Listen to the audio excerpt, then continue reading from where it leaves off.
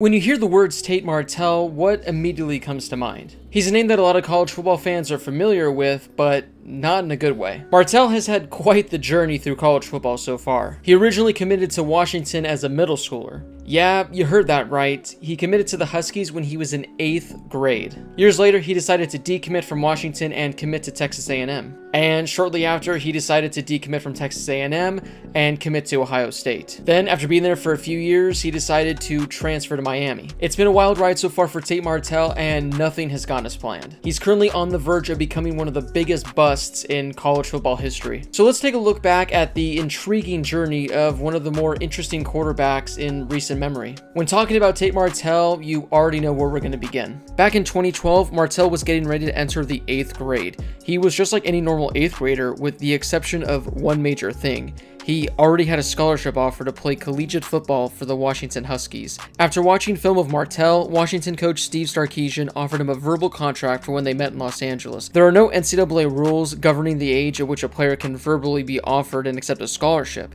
but Martell wouldn't be able to sign a letter of intent until February of 2017, which was 5 years away. Washington wouldn't even be able to make a written offer of the scholarship until September 1st of his senior year of high school. Sarkisian couldn't even comment on it because college coaches can't comment on players until after they sign their letter of intent. Tate would then go on to play his high school ball at Bishop Gorman, located in Las Vegas. Despite being Gorman's backup quarterback the initial 2 games of the season, Tate became the first sophomore in Nevada history to be named the state's Gatorade Player of the Year. He completed 124 of 200 passes for 2,500 yards and 40 touchdowns with only 2 interceptions. He also rushed for 430 yards with 5 rushing touchdowns.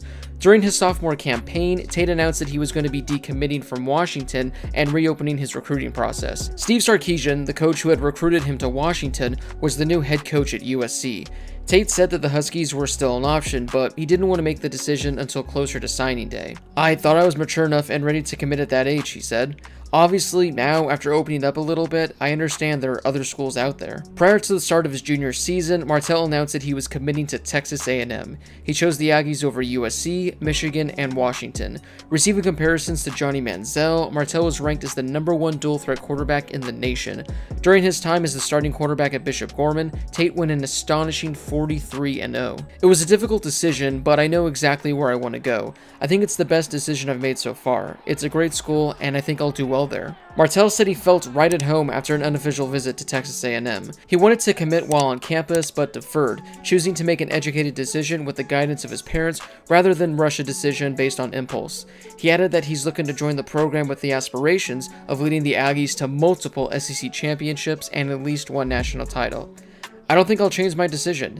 This is where I want to be." Then on May 5th, 2016, Martell announced that he was decommitting from Texas A&M and was opening his recruiting process yet again. And just 1 month later, Tate committed to his 3rd school, Ohio State. "I love the offense, and it's a great fit for me. Coach Meyer has proven he's an offensive genius and has had great success with quarterbacks of my size and style. I loved Ohio State. It's a phenomenal school, and you know they'll be competing for a national championship every year you're there. I'm excited about the opportunity to play for a program with so much tradition." On January 12th, 2017, Martell enrolled at Ohio State and immediately got to work, competing with JT Barrett for the starting quarterback spot. Here's what Martell had to say about the competition. "There's no guarantee who's going to play. I mean, it's JT's spot, but every day I'm going to go out there and compete and do everything I can.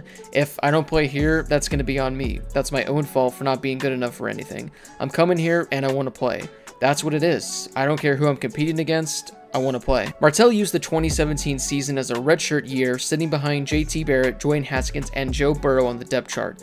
The following season, Joe Burrow announced he'd be transferring to LSU. With Barrett gone, the starting quarterback job would be a battle between Martell and Dwayne Haskins. However, Dwayne Haskins came out on top and won the starting job. Haskins would go on to have a near Heisman-winning season, while Martell threw only 28 passes for the Buckeyes in 2018. Just like the year prior, the starting quarterback for Ohio State would be leaving at the end of the season. With Haskins heading to the NFL, it looked like it was finally Martell's time to shine for the Buckeyes. When speaking with reporters during an interview leading up to the 2019 Rose Bowl, Martell said that he planned on staying at Ohio State the following season, even if his team added a transfer quarterback. He told reporters that he would win the job and be the starting quarterback for the Buckeyes in 2019. When asked who the starting quarterback would be, Martell said it would 100% be him. With rumors swirling about Georgia quarterback Justin Fields transferring to Ohio State, Martell stood his ground and said it didn't bother him. "It doesn't change anything for me. I love my team, my teammates love me. They know I'm a person that's going to go out there and fight. That's what I've always done, and I have no problem doing it. I've been an underdog my whole life, and I have no problem going out there and taking the job. I just keep getting better every single day, and I feel like it's my turn to go out there and do my thing. I feel like I've earned that. I've worked extremely hard to get to where I am, and every year I keep climbing and getting better. So at this point, I know I'm really comfortable with where I am and what I can do out there, so I'm really excited for next year. Why would I leave for someone who hasn't put a single second into this program? I put 2 years of really working my butt off into something that I've been waiting for and dreaming for my whole life. To just run away from somebody that hasn't even played a single second, been to workouts, or anything like that, doesn't know what the program is all about?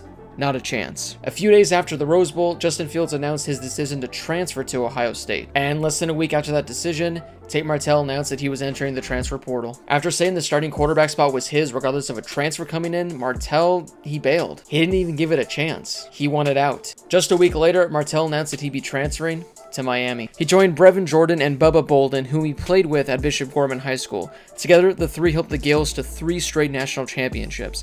If he was ruled eligible to play right away, Martell would compete with N'Kosi Perry and Jaron Williams for the starting quarterback position. N'Kosi Perry started 6 games for Miami in 2018. But first, Martell would have to apply for a waiver from the NCAA, so he'd be eligible to play in 2019. In March, he learned that he had been granted a waiver from the NCAA that would make him eligible to play immediately, instead of forcing him to sit out the typical year required of most transfer athletes. Miami Athletic Director Blake James praised the NCAA's decision.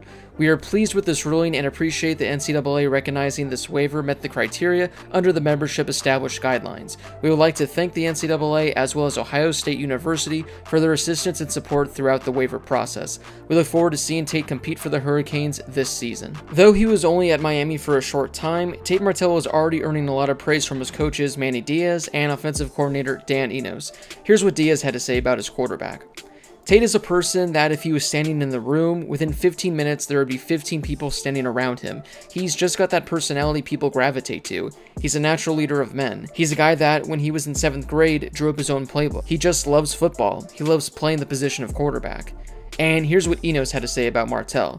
"He's a very competitive young man, very good intellect, highly energetic, extremely good athlete. He's got great lower body explosiveness, really good short area quickness, and showed a very live arm today. So that was good to see, but I've been very impressed with Tate. He's handled himself very well, and I think as a transfer coming in, as a brand new guy, I think he's done a very good job." And all looked good for Martell, right? He had a really good chance of winning the starting quarterback position, and he had already gained high praise from his coaches. But things didn't go as planned. Manny Diaz announced that redshirt freshman Jaron Williams would be the starting quarterback for the Hurricanes. Not only did Martell lose the starting job, he wasn't even guaranteed the backup job, as Diaz said Martell and N'Kosi Perry would battle for the number 2 spot. Shortly after this decision was made, Martell supposedly began taking reps at the wide receiver position, trying to do whatever it took to see the field. Nothing ever came of this, and in November, Manny Diaz announced that the experiment was over and Martell wants to shift his focus back onto becoming a quarterback. The Hurricanes stuck with Jaron Williams as their starting quarterback throughout the entire season. However, for their Independence Bowl matchup against Louisiana Tech, Tate Martell was given his first shot as signal caller for Miami. At the 7:19 mark of the second quarter, Martell entered for Williams after he started 5 for 12 for 49 yards with the Hurricanes trailing 7-0. Martell ran his first 2 snaps and then completed a 3rd down pass to KJ Osborne. He was sacked twice on the ensuing set of downs. Williams then went back in for Martell in the following offensive series. Mostly scrambling during his 6 snaps, Martell went 1 for 1 with a 7-yard completion and had 5 rushing yards on 5 carries. After yet another year of riding the bench, it looked like 2020 would finally be the year Martell would be given a chance to become the starter. Jaron Williams, who was the full-time starter in 2019, decided to transfer to Garden City Community College, and just like that, the starting quarterback position was wide open. But instead, Miami went out and added transfer quarterback De'Ara King from Houston, who 2 years prior was arguably the most electrifying quarterback in the country. After the news of the King addition, Martell tweeted this: "I've been doubted before, the people around me know the deal." Now, with King joining the team and seemingly a lock to take over as a starting quarterback, Martell's misfortune continued to grow. To become a starting quarterback, Martell would have to enter the transfer portal once again and try to earn immediate eligibility, which wouldn't be likely this time around. If he were to leave, he'd likely sit out a season, and who knows if a year from now he'd be able to win the starting quarterback job wherever he was at. So, Martell decided to stay with Miami. Last week, Miami named their starting quarterback for the 2020 season, assuming we have one. To no surprise, it was transfer quarterback De'Ara King. Martell didn't even really get a chance to compete for the spot. The good news for Martell is that this is King's final year of eligibility, so next year the starting job at Miami will be wide open yet again.